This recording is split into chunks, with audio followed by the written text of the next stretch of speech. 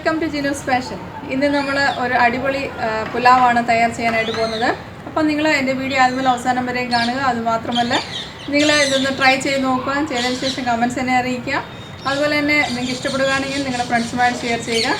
അപ്പോൾ അതുപോലെ എൻ്റെ ചാനൽ ആദ്യമായിട്ട് കാണുന്നവരാണെങ്കിൽ സബ്സ്ക്രൈബ് ചെയ്യാനായിട്ട് മറക്കരുത്. അപ്പോൾ ഇന്നത്തെ നമ്മുടെ റെസിപ്പി മട്ടർ പുലാവാണ്. അപ്പം അതെങ്ങനെ ചെയ്യാം എന്നുള്ളത് ഇപ്പോൾ കാണാം. പിന്നെ നമ്മൾ മട്ടർ പുലാവാണ് ചെയ്യാൻ പോകുന്നത്. പ്രഷർ കുക്കറിലാണ് ചെയ്യുന്നത്. അപ്പം ഞാൻ അവിടെ ഒരു കുക്കർ വെച്ചിട്ടുണ്ട്, ഫ്ലെയിം ഓൺ ചെയ്തിട്ടുണ്ട്. നമ്മുടെ കുക്കർ ചൂടായി വന്നിട്ടുണ്ട്. ഇതിലേക്ക് ഞാൻ നെയ്യാണ് ആഡ് ചെയ്യാൻ പോകുന്നത്. നമ്മളിവിടെ ഒരു 3 ടേബിൾ സ്പൂൺ നെയ്യ് ആഡ് ചെയ്ത് കൊടുക്കുന്നുണ്ട്.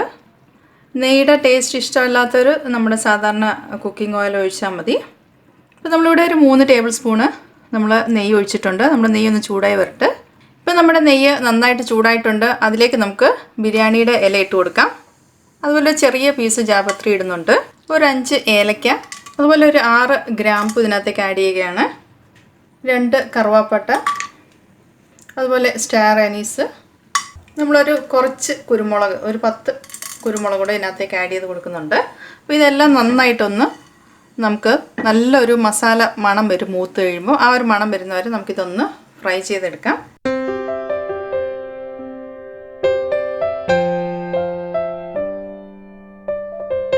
അപ്പം നമ്മുടെ മസാലയൊക്കെ നന്നായിട്ട് മൂത്ത് വന്നിട്ടുണ്ട്. നല്ലൊരു മണമാണ് വരുന്നത്. ഇതിലേക്ക് ഞാൻ 1 കപ്പ് ഗ്രീൻ പീസാണ് നന്നായിട്ട് കഴുകിയെടുത്ത് ആഡ് ചെയ്ത് കൊടുക്കാം.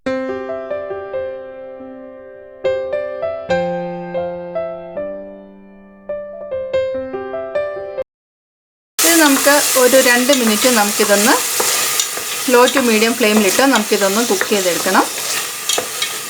അടച്ചു വെക്കേണ്ട കാര്യമില്ല.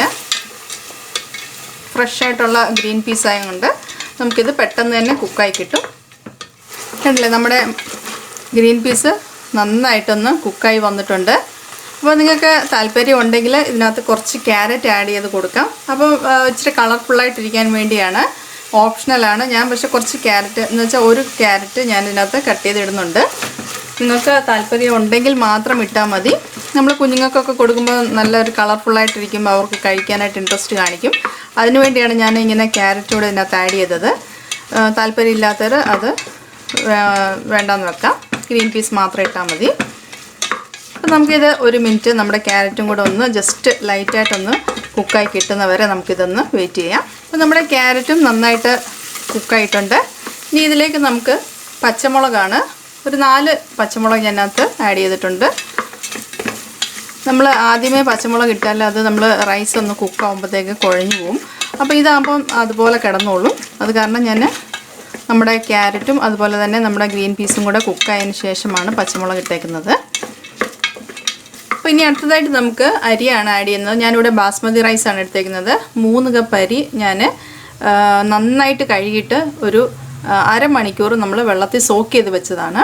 അപ്പോൾ നമ്മളത് വെള്ളമെല്ലാം കളഞ്ഞതിന് ശേഷം നമ്മൾ എടുത്തു വെച്ചേക്കാണ്. അത് ഇതിലേക്ക് ആഡ് ചെയ്ത് കൊടുക്കാം.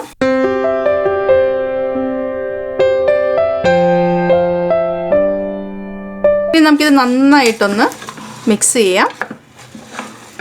നമ്മുടെ ഈ അരിയിലെ വെള്ളമെല്ലാം നന്നായിട്ടൊന്ന് പോകുന്നവരെ നമുക്കിതൊന്ന് ലോ ഫ്ലെയിമിൽ നമുക്കിതൊന്ന് മിക്സ് ചെയ്ത് കൊടുക്കണം. അപ്പോൾ നമുക്ക് ഈ കുക്കറിൽ ഇത് നന്നായിട്ട് നമുക്ക് കാണാൻ പറ്റും. ഇതിങ്ങനെ അടുക്കി പിടിക്കുന്ന പോലെയായിട്ട് നമുക്ക് ഫീൽ വരും. ആ ഒരു പരുവം വരുന്നവരെ നമുക്ക് ഇതിനകത്ത് വെള്ളം പോകുന്നവരെ നമുക്കിതൊന്ന് ഇളക്കി കൊടുക്കുക. ഇപ്പം നമ്മുടെ റൈസ് നന്നായിട്ട് കണ്ടില്ലേ, ഇതുപോലെ അടിക്ക് ഇതുപോലെ ജസ്റ്റ് ഒന്ന് പിടിക്കുന്ന പരുവം വരെ നമുക്കിത് നന്നായിട്ടൊന്ന് ഇളക്കി കൊടുക്കാം. ഇത് ഇങ്ങനെ ചെയ്യാനായിട്ടുള്ള റീസൺ എന്ന് പറയുന്നത്, നമ്മൾ മിക്കവരും പറയാറുണ്ട് ഇതുപോലെ നമ്മൾ ചോറ് ഇതുപോലെ ഫ്രൈഡ് റൈസൊക്കെ കുക്കറിൽ ചെയ്യുമ്പം കുഴഞ്ഞു പോകുന്നെന്നുള്ളൊരു പരാതിയുണ്ട്.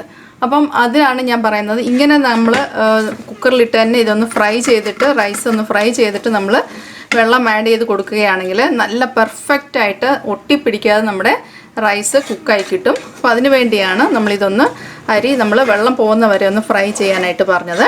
അപ്പോൾ ഇത് നന്നായിട്ട് നമ്മുടെ അരി ഫ്രൈ ആയിട്ടുണ്ട്. ഇതിലേക്ക് നമ്മൾ ബാസ്മതി റൈസാണ് ചേർത്തേക്കുന്നത്. 1 ഗ്ലാസ് അരിക്ക് നമ്മൾ 1.5 ഗ്ലാസ് വെള്ളം വെച്ചാണ് ഇതിനകത്ത് ആഡ് ചെയ്യാനായിട്ട് പോകുന്നത്. അപ്പോൾ നമ്മൾ ഏത് ഗ്ലാസ്സിനാണോ നമ്മൾ അരി അളന്നത് ആ ഗ്ലാസ്സിലാണ് നമ്മൾ വെള്ളം കൂടെ അളന്നൊഴിക്കുന്നത്. അപ്പോൾ 1 ഗ്ലാസ് അരിക്ക് 1.5 ഗ്ലാസ് വെള്ളം എന്ന കണക്കിലാണ് ഞാൻ ഇവിടേക്ക് ആഡ് ചെയ്തത്.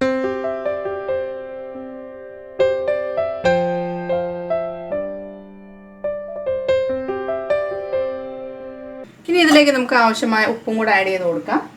ഉപ്പിട്ട് കൊടുക്കാം. നമുക്ക് പ്രത്യേകം ശ്രദ്ധിക്കുക, നമ്മൾ ചോറിനും കൂടെ അരിക്കൂടെ ആവശ്യമായ ഉപ്പ് വേണം നമ്മൾ ആഡ് ചെയ്ത് കൊടുക്കാനായിട്ട്.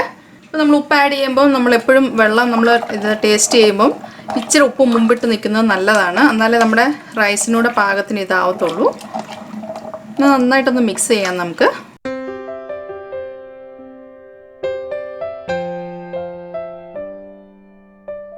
നമ്മളിതിനകത്ത് പ്രത്യേകിച്ച് മസാലകളൊന്നും തന്നെ ആഡ് ചെയ്യുന്നില്ല. നല്ലൊരു ടേസ്റ്റാണ്. നിങ്ങൾ തീർച്ചയായിട്ടും ട്രൈ ചെയ്ത് നോക്കുക. പിന്നെ നമുക്കിത് അടച്ച് നമുക്കൊരു 2 വിസിൽ വരുന്നവരെ നമുക്കൊന്ന് വെയിറ്റ് ചെയ്യാം. അപ്പോൾ അതിന് മുമ്പായിട്ട് നമുക്ക് എന്ത് ചെയ്യണമെന്ന് വെച്ചാൽ ഇതൊന്ന് ഹൈ ഫ്ലെയിമിൽ വെക്കുക. വെച്ചതിന് ശേഷം നമ്മുടെ അരി ഒന്ന് തിളയ്ക്കണം. തിളച്ചതിന് ശേഷമേ നമുക്കിത് അടച്ചു വെക്കാനായിട്ട് പറ്റത്തുള്ളൂ. അപ്പോൾ നമുക്ക് ആദ്യം നമുക്ക് അരി ഒന്ന് തിളക്കട്ടെ. തിളച്ചതിന് ശേഷം നമുക്കിതൊന്ന് അടച്ചിട്ട് നമുക്ക് 2 വിസിൽ വരുന്നവരെ ഒന്ന് വെയിറ്റ് ചെയ്യണം. അപ്പോൾ നമ്മൾ ഉപ്പൊക്കെ ഇട്ട് നന്നായിട്ടൊന്ന് മിക്സ് ചെയ്തിട്ടുണ്ട്. ഇനി നമുക്ക് എന്ത് ചെയ്യണമെന്ന് വെച്ചാൽ നമുക്ക് ഇത് ഫ്ലെയിം ഒന്ന് ഹൈ ഫ്ലെയിമിൽ വെക്കാൻ പോവാണ്. പിന്നെ ഈ ഹൈ ഫ്ലെയിമിൽ വെച്ചിട്ട് നമ്മുടെ വെള്ളം ഒന്ന് നന്നായിട്ടൊന്ന് തിളച്ചതിന് ശേഷം മാത്രം നമ്മളിത് അടച്ച് വെച്ചിട്ട് നമുക്കൊരു 2 വിസിൽ വരുന്നവരെ വെയിറ്റ് ചെയ്യണം. അപ്പോൾ നമുക്കൊന്ന് വെള്ളം ഒന്ന് തിളച്ച് വരാനായിട്ട് വെയിറ്റ് ചെയ്യാം. ഇപ്പം നമ്മുടെ വെള്ളം നന്നായിട്ട് പറ്റി തുടങ്ങിയിട്ടുണ്ട്. ഈ ഒരു സമയമാകുമ്പോഴത്തേക്കും നമുക്ക് കുക്കർ അടച്ച് വെക്കാം. എന്നിട്ട് നമ്മൾ ഹൈ ഫ്ലെയിമിൽ തന്നെ നമ്മൾ ഇതൊരു 2 വിസിൽ വരുന്നവരെ നമുക്കൊന്ന് വെയിറ്റ് ചെയ്യാം. ഇപ്പോൾ 2 വിസിലായിട്ടുണ്ട്. നമുക്ക് ഫ്ലെയിം ഓഫ് ചെയ്യാം. ഇനി ഒരു 10 മിനിറ്റ് ഇത് ഇങ്ങനെ തന്നെ ഇരിക്കട്ടെ. ഇതിനകത്ത് പ്രഷറെല്ലാം പോയതിന് ശേഷം നമുക്കൊന്ന് ഓപ്പൺ ചെയ്ത് നോക്കാം. അപ്പം നമ്മുടെ മട്ടർ പുലാവ് ഇവിടെ റെഡിയായി കഴിഞ്ഞു. നിങ്ങൾ തീർച്ചയായിട്ടും ട്രൈ ചെയ്ത് നോക്കുക. കണ്ടില്ലേ, നല്ല അടിപൊളിയാണ്. ഇപ്പോൾ ഇത് നമ്മൾ ഇതിനകത്ത് മസാലകളൊന്നും ആഡ് ചെയ്തിട്ടില്ല. നല്ല പിള്ളേർക്കൊക്കെ ആണെങ്കിൽ നല്ല ഹെൽത്തിയാണ്. അപ്പോൾ ഒരു കളർഫുള്ളിനായിട്ട് ഞാനിവിടെ ക്യാരറ്റ് ആഡ് ചെയ്തിട്ടുണ്ട്. ഞാൻ ഇട്ടപ്പോൾ പറഞ്ഞായിരുന്നു.